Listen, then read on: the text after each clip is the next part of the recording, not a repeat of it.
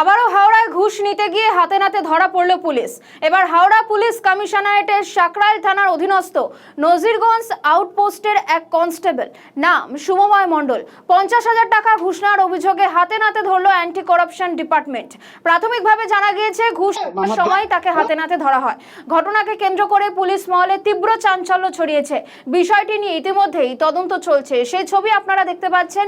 ঘুষ নিতে গিয়ে হাতে নাতে ধরা পড়ল পুলিশ এবং স্বাভাবিকভাবেই পুলিশের ভূমিকা নিয়ে প্রশ্ন উঠে যায়, কারণ পুলিশ বিভিন্ন রকম কাজ করে। পুলিশের কাজ হলো অপরাধীদের ধরা। সেই জায়গায় পুলিশে যদি নিজে অপরাধমূলক কাজ করে তাহলে এ বাংলার জনগণ কার ওপর ভরসা রাখবে? এই প্রশ্নটা আরো একবার উঠে যায়।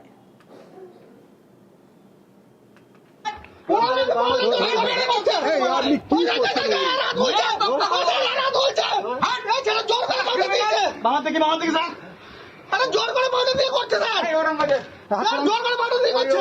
আপনি দেখুন, এই দেখুন লাল রং হয়ে গেছে।